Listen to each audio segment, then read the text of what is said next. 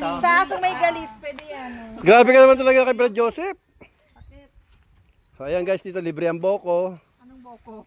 45 yan sa Mahal yan sa Philippines.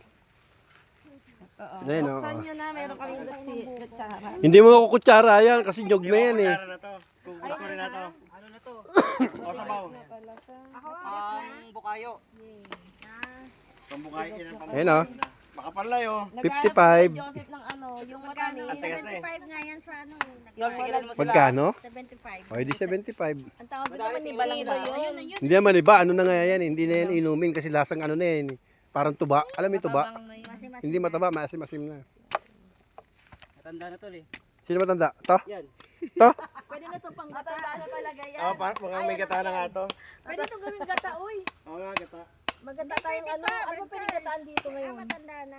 Oh, Langka. Hindi, matanda na talaga to. May kanyan, may pangayod, may kanyan ano. Sa iba ka naman naka Langka sa kano, Yun saging. yung matanda.